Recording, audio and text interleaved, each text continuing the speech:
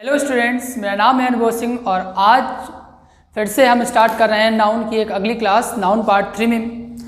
अब देखते हैं, पिछली क्लास में हमने पढ़ लिया था स्टेप नंबर 7 तक। आज हम डिस्कस करने वाले हैं स्टेप नंबर 8। स्टेप नंबर 7 में हमने अनकाउंटेबल नाउन के विषय में पढ़ा था। अनकाउंटेबल नाउन क्या होता है, उसमें मैंने आपको कुछ वर्ड बताए थे कि, और मैंने ये बात भी आपको बताई थी कि अनकाउंटेबल नाउन के साथ में एस का यूज नहीं किया जाता है। उसी के आगे स्टेप नंबर 8 में बात करेंगे कुछ हम, कि जैसे हमने आपको बताया था, इसमें देखिए आपको दिख रहा होगा, जैसे वाटर एक अनकाउंटेबल नाउन होता है और इसमें एस का यूज नहीं किया जाता है, लेकिन यहाँ मैंने दिखा हुआ है कि वाटर्स लिखा हुआ है। ठीक है, तो वो बात तो सही है कि अनकाउंटेबल नाउन में एस का यूज नहीं किया जाता है, लेकिन कई वर्ड ऐसे होते हैं जिसमें एस का कई बार यूज हो जाता है। अगर अनकाउंटेबल नाउन में एस का यूज होता है तो फिर क्या होता है कि उनके जो मतलब होता है, जो उनका मतलब होता है, उसमें परिवर्तन आ जाता है। वही आज हम देखने वाले हैं कि कौन कौन से अनकाउंटेबल नाउन में एस का यूज होता है जिससे उनके मतलब में परिवर्तन हो जाता है। जैसे वर्क होता है, तो वर्क का मतलब सबको पता होता है, कार्य होता है। तो वर्क अगर कार्य के सेंस में आ रहा है तो कभी एस का यूज नहीं किया जाएगा, लेकिन अगर कहीं भी आपको रचना की तरह, वर्क का मतलब रचना भी होता है, अगर रचना की तरह यूज किया है तो वर्क में एस का यूज होगा। ठीक है, वर्क का मतलब कार्य होता है, ये एक अनकाउंटेबल नाउन है, इसके साथ एस का यूज नहीं करेंगे। लेकिन अगर वर्क्स हो जाता है और वहाँ पर उसका सेंस रचना की बात कर रहा है, लिटरेरी वर्क की बात कर रहा है, तो वहाँ फिर वो बात सही होगी। तो ऐसे ही कुछ वर्ड आज हम पढ़ने वाले हैं। मैंने आपकी सीरीज बनाई हुई है, ठीक है, इसको आप अच्छे से कॉपी में नोट डाउन कर लीजिएगा। देख लें, uses of nouns as singular and plural in forms. देख लेते हैं, सबसे पहला वर्ड आपका लिखा हो वुड। सबको पता है वुड एक मटेरियल होता है, वुड मतलब होती है लकड़ी।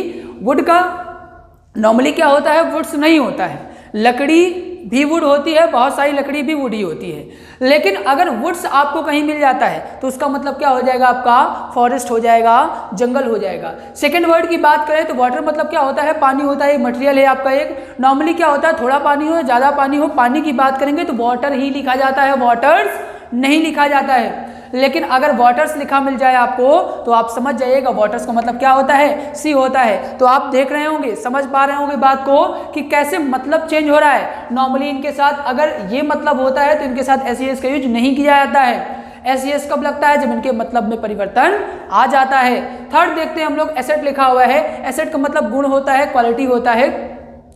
और अगर एसेट्स की बात की जाए तो इसका मतलब क्या होता है, आपका प्रॉपर्टी होता है, संपत्ति होता है। इसके बाद लिखा है आयरन। आयरन एक मटेरियल होता है, लोहा होता है। और एंस का मतलब क्या होता है, जंजीर होती है। इसके बाद बात करते हैं क्लॉथ की, तो क्लॉथ का मतलब क्या होता है, कपड़ा होता है, मटेरियल होता है एक आपका। और क्लॉथ्स का मतलब क्या होता है, पोशाक होती है, ड्रेस होता है, सिले सिलाए कपड़े। आप मार्केट जाते हैं और वहां से खरीद के लाते हैं, उसको क्या बोलते हैं, क्लॉथ्स बोलते हैं। एक इसी में केवल सिंगल एस वाला क्लॉथ्स होता है, केवल ये। ठीक है, इसका मतलब क्या होता है, ये ऐसे कपड़े होते हैं जो नॉन स्टिच्ड होते हैं, नॉन स्टिच्ड। ठीक है, जिनकी सिलाई अभी नहीं हुई होती है, उसको क्या बोलते हैं, क्लॉथ्स बोलते हैं। उसमें सिंगल एस होता है, समझ लिए अच्छी तरीके से। अगर आपका लिखा हुआ है क्या, क्लॉथ, तो क्लॉथ का मतलब क्या हो जाए, कपड़ा होता है नॉर्मल। ठीक है, अगर केवल सिंगल एस आता है आपका, क्लॉथ्स आता है, तो वो हो जाएगा नॉन स्टिच्ड, बिना सिला सिलाया कपड़ा। और अगर आपको मिल जाता है क्लॉथ्स इंडिकेट किया हुआ है, देखिए यहाँ पर ईएस दिख रहा है, तो ये आपका क्या हो जाएगा, सिला सिलाया जो कपड़ा आप पोशाक लेके आते हैं, ड्रेस लेके आते हैं। इसके बाद ध्यान दीजिए, लिखा हुआ है आपका एब्यूज। एब्यूज का मतलब होता है गाली होता है, इंडिसेंट वर्ड होता है। और अगर यहीं पर एब्यूजेस हो जाता है तो इसका मतलब क्या होता है, दुरुपयोग होता है बेटा। इसके बाद लिखा हुआ आपका एयर। एयर का मतलब हवा होता है, एक एलिमेंट होता है, हमें पता है। और एयर्स की अगर बात करें तो एयर्स का मतलब क्या होता है, बिहेवियर होता है, कि आपका एयर्स नहीं अच्छा है, आपका बिहेवियर नहीं अच्छा है। इसके बाद अगले वर्ड की बात करें तो एडवाइस का मतलब सबको पता है, सजेशन होता है, सलाह होता है। और वहीं अगर एडवाइसेस की बात की जाए तो एडवाइसेस का मतलब बिल्स होता है, नोट होता है। इसके बाद आपका लिखा हुआ है कस्टम। और कस्टम का मतलब क्या होता है, आपका हैबिट होती है, आदत होती है सॉरी।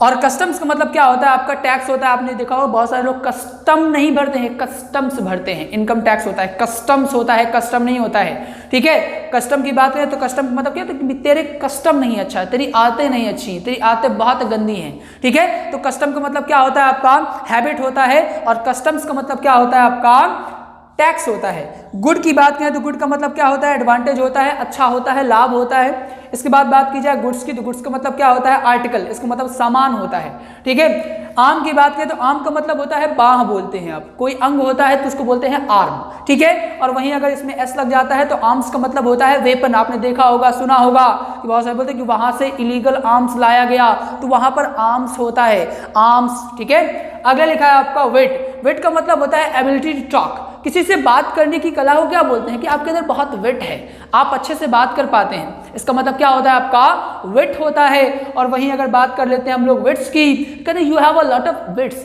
इसका मतलब क्या होता है, इंटेलिजेंस होता है, बुद्धिमत्ता होती है, सगैसिटी होती है। अगले वर्ड की बात करें फ्रूट, तो फ्रूट आपको पता है एडिबल थिंग्स होती हैं, खाने पीने की चीजें, फल को बोलते हैं फ्रूट। और इसके बाद अगर फ्रूट्स लग जाता है तो इसका मतलब होता है परिणाम, रिजल्ट्स। इसके बाद अगला वर्ड आपका लिखा हुआ है कलर, और कलर का मतलब क्या होता है, रंग होता है, एक मटेरियल होता है। वहीं अगर कलर्स आपका मिल जाता है तो कलर्स का मतलब क्या होता है, फ्लैग होता है, झंडा होता है। अगले वर्ड की बात करते हैं, लास्ट वर्ड की, तो इफेक्ट लिखा हुआ है। इफेक्ट का मतलब क्या होता है, प्रभाव या कोई परिणाम, वो क्या होता है आपका इफेक्ट होता है। और अगर आपको इफेक्ट्स मिल जाता है तो इसका मतलब क्या होता है, आपका गुड्स होता है, सामान होता है। ये आपका क्या हो गया, ये आपका क्लियर हो गया स्टेप नंबर 8। अब हम पढ़ेंगे स्टेप नंबर 9। हम लोगों ने डिस्कस किया स्टेप नंबर 8, अब हम बात करेंगे स्टेप नंबर 9 की। देखते हैं स्टेप नंबर 9 क्या है। यहाँ कुछ आपको वर्ड शो किए गए हैं, जैसे लिखा हुआ है इनिंग्स, सीरीज, समन्स, न्यूज। ये जो वर्ड होते हैं आपके देखने में एस लिखा हुआ है तो आपके प्लूरल लगते हैं, लेकिन जो वर्ब आती है कैसी आती है, सिंगुलर आती है। देख लीजिए, जैसे पहला आपका एग्जांपल लिखा हुआ है दिस न्यूज़ आर डिसअपॉइंटिंग, तो हमें पता है न्यूज़ कैसा होता है, सिंगुलर होता है, तो इसके साथ आपकी वर्ब भी कैसी आएगी, सिंगुलर आएगी। तो हम यहाँ पर क्या कर देंगे, आर के प्लेस में हम इज यूज करेंगे। सेकेंड वाली की अगर बात की जाए तो सेकेंड क्वेश्चन आपका लिखा हुआ है समन्स वर सेंट। अब देखते हैं यहाँ भी जो नाउन है कैसा है, सिंगुलर है, तो वर्ब कैसी आएगी, आपकी सिंगुलर आएगी। तो यहाँ पर भी हम वर्ब की जगह पर क्या यूज करेंगे, वाज यूज कर देंगे। तो ये आपका था स्टेप नंबर 9।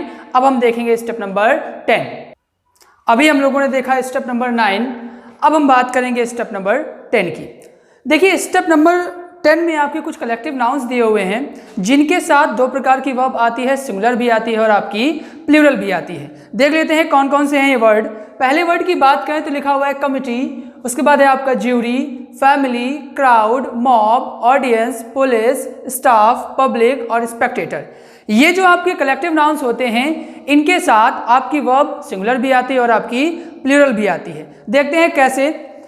अगर ये जो कलेक्टिव नाउन होते हैं आपके एज अ बॉडी काम करते हैं, एज अ यूनिट काम करते हैं, एकमत होकर काम करते हैं, तो वर्ब कैसी आएगी, आपकी सिंगुलर आएगी। और अगर यही कलेक्टिव नाउन पार्ट में हो जाते हैं, कोई मतभेद हो जाता है, ये डिवाइड हो जाते हैं, तो इनके साथ वर्ब कैसी आएगी, आपकी प्लूरल आएगी। अब क्वेश्चन देखते हैं हम लोग। जैसे पहला एग्जांपल आपका दिया हुआ है the committee are unanimous on this issue, तो यहाँ पर एक वर्ड लिखा हुआ है यूनैनिमस।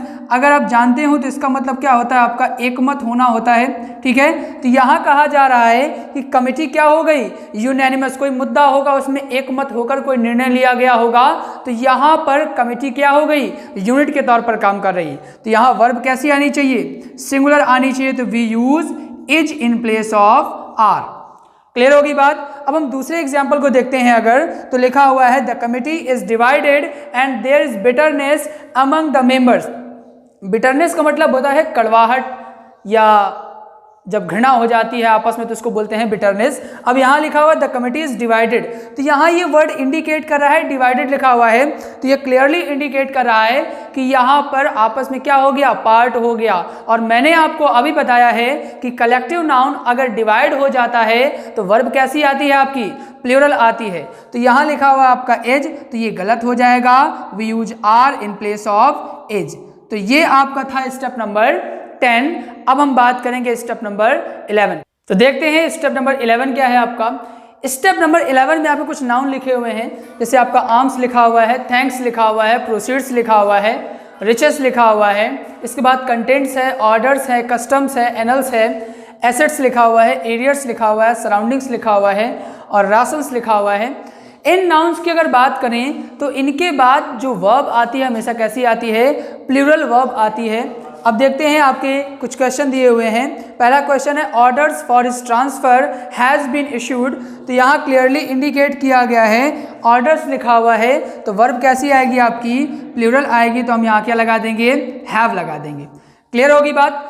अब देखते हैं कई बार आपको ऑर्डर लिखा होता है तो लोगों ने पूछा कि ऑर्डर भी तो लिखा होता है, ऑर्डर के साथ वर्ब सिंगुलर ही आती है, लेकिन जब कभी ऑफिशियल ऑर्डर होता है आपका, जब कभी सरकारी आदेश होता है तो उसके साथ हमेशा ऑर्डर्स ही यूज किया जाता है और वर्ब हमेशा कैसी आती है आपकी, प्लूरल ही आती है। सेकेंड नंबर की अगर बात किया तो लिखा हुआ है राशन हैज़ रन आउट। सबसे पहले फ्रेजल वर्ब की बात कर लेते हैं, रन आउट की।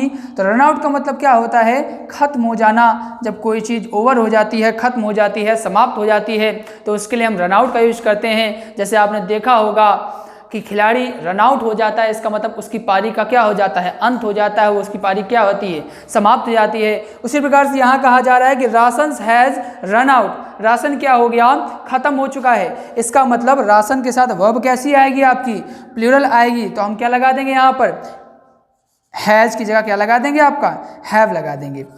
तो ये था आपका स्टेप नंबर 11 नाउन की क्लास। ये नाउन का थर्ड पार्ट था आपका। इसके बाद एक और पार्ट आएगा, उसके बाद आपका नाउन हो जाएगा क्लियर।